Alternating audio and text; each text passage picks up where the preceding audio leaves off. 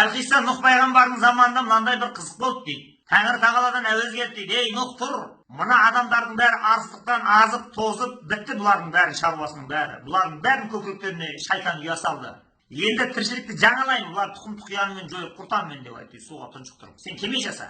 Содан не керек? Дәл нән бір үлкен ірі кемені жасады дейді.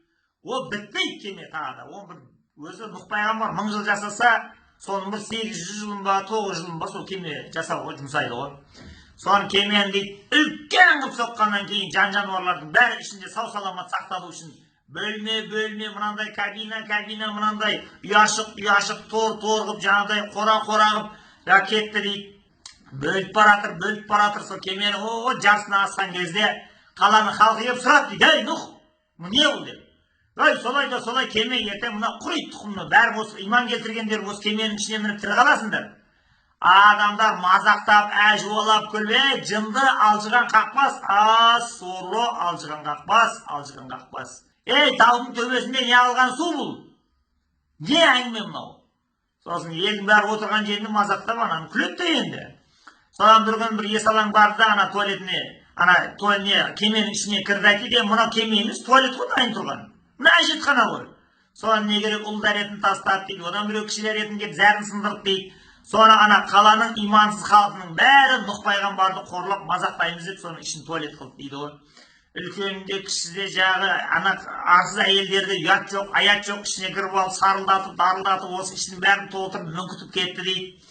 Соған енді Нұх кеменің ана құйрығына жетем дегенше мына жартысынан асырып алынып туалет қылып толтырып бітті дейді. Нұх аналардың қорлығын көріп жылады дейді Құдайға. Уа Тәңірім, мына кемеге мен мына ертең жан-жануарды қалай жайғастырамын? Мыналар мынаның бәрін нәжасатқа толтырып бітті ғой мынаның іші. Қалай мына адам кіруі мүмкін емес мынаған? Сонда Тәңір айтты: "Ей Нұх, мен шебер Алламын. Мен оның өзінің есебін қиыннан қиыстырып келтіремін. Сен кемен соғып кете бер, уайымдама. Соға бер аяғына дейін."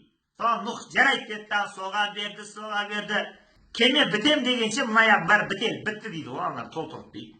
Содан кемені жасап біткеннен кейін: "Уа Тәңірім, кеме бітті енді. Өзің ары қарай енді көрсет құдіретіңді. Уайымдама, сен ұстай бер" деп айтты дейді. Соған ертеңіне қаладағы халықтың бәріне мынандай қотыр деген ауру келді дейді, қышыма.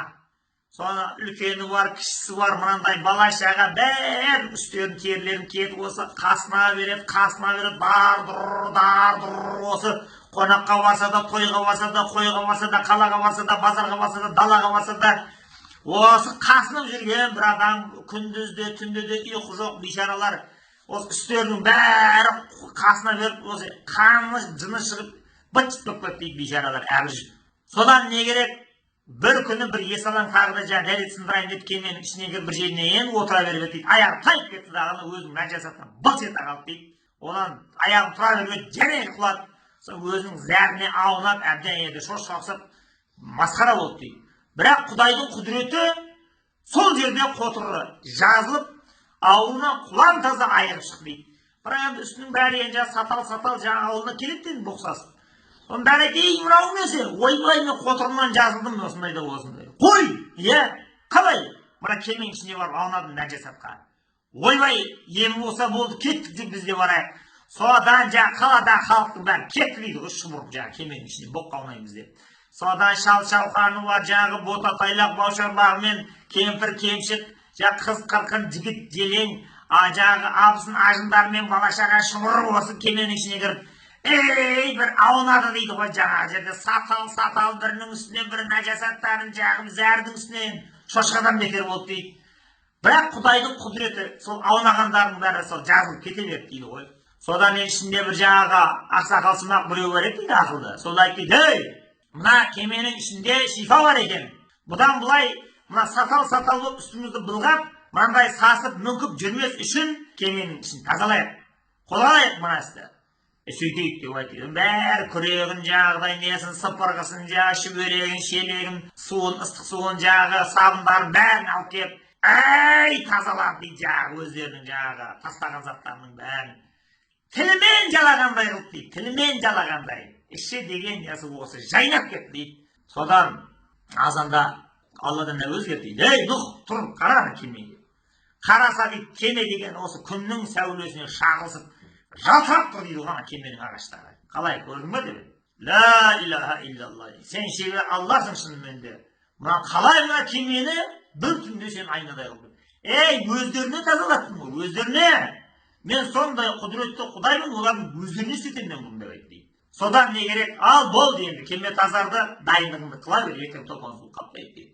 Әне құдайдың құдіреті, сондай құдайдың затын білғаның ба дейді. Соны өзіңнің қолыңнан қайтып өзіңе құдай соны түзеттіреді деген әңгіме қалды дейді. Енді бұл көрелерден жеткен әңгіме сөйде.